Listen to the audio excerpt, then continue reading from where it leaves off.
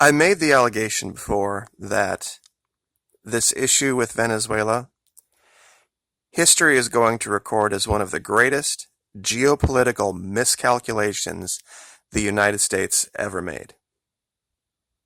They have not always been our enemy. However, now they are a staging ground for our enemies, simply because we couldn't swallow a little pride and rein in big business. This is the legacy of not just the current leadership. Don't think I'm just picking on the guy who's in charge now. This has been long in the making. And with the recent announcement that on the ground, confirmed, there are Tu-160 bombers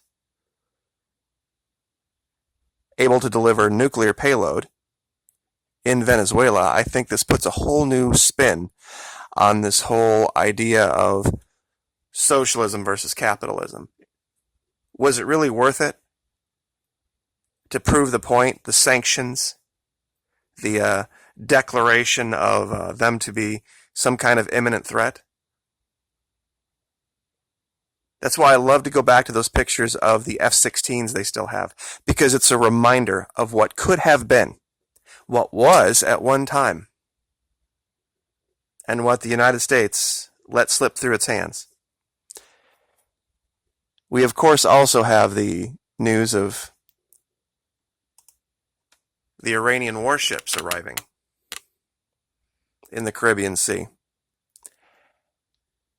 It's only a matter of time before the U.S. is going to have to do something about this. I mean, we can't abide it at this point. Regardless of my opinion about what could have been, should have been, I started speaking about Venezuela over 2 years ago, saying this was going to be a problem if we didn't get ahead of it.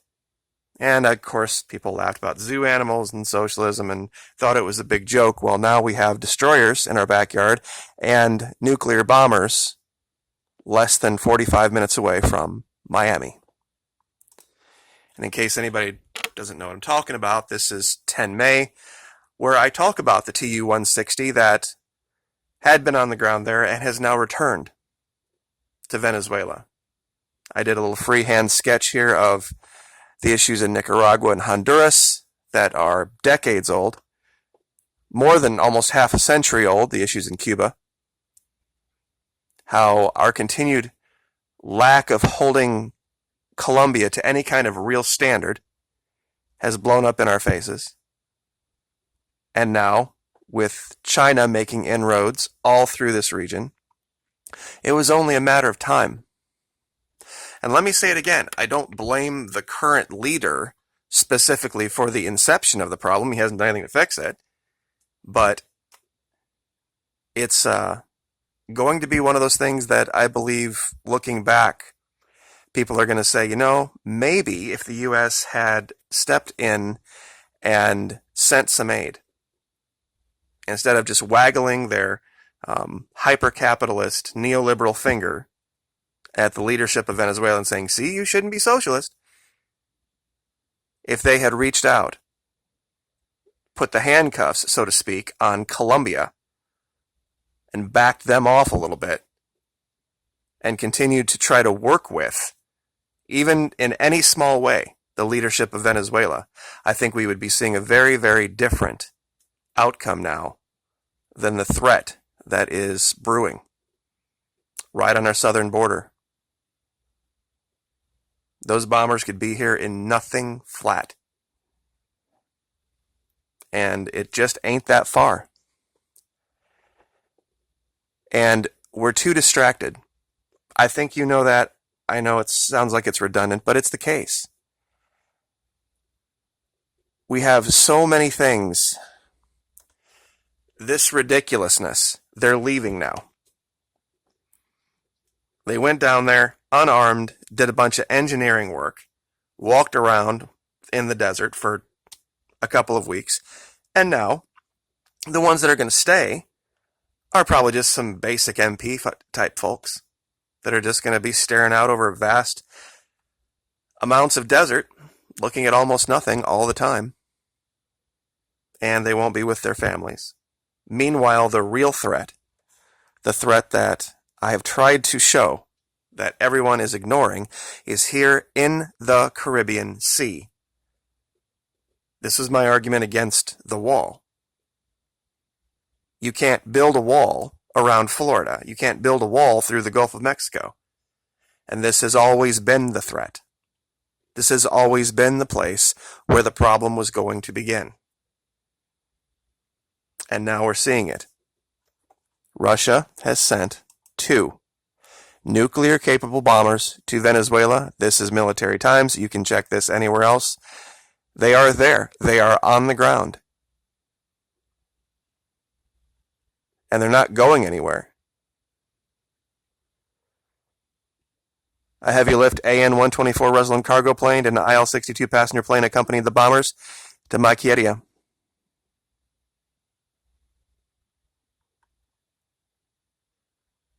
These are, of course, just file photos. But the reason that they have had to reach out to Russia, to China, to Iran, is because of U.S. sanctions. It's why I have tried to bring to light what Abby Martin and the Empire Files has been talking about with this. They didn't have a choice but to go try to find allies to work with. Turkey, Iran, Italy, Russia. Even North Korea has been there. Because the U.S. basically said our way or the highway. And look at what is now happening in Venezuela. Is this really a better answer? Is giving Russia a foothold in South America a real major foothold in a country that is one of the largest sources of gold, largest sources of oil in the world? Is that the answer? Is that how you fix socialism? If you think it's so evil and terrible that, you shouldn't be able to even deal with or talk to the leader, this is the end result. What, did you think they had no other options? They were our ally. I was in the military when they were our ally. And this is why it's kind of personal. There was no need for this. There was no need for this in Venezuela. That could be U.S. officials. That could be U.S. military officials right there, standing side by side with the military of Venezuela, saying, we have differences when it comes to the way that we run our economies. But when it comes to the safety and the security of the Western Hemisphere, we stand united. We could be saying that right now, but we're not. And I know that's not a happy video, but this is serious. This is very, very serious. This is far more serious than anything that is on Fox or CNN right now. The installing of heavy-duty enemy Navy and Air Force assets on our southern border, and almost nobody is talking about it. Not even here on YouTube. Because you'd have to go look for it. It's something that's being hidden. It's something that's being buried. Think about the idea of this. Imagine remember what happened in the 60s, the Bay of Pigs? When the Russians were trying to put it in Cuba? How close we came? And now nobody's talking about it. Nobody's saying a word, like it's not even important, like it's not even happening. My whole issue with Venezuela has been this.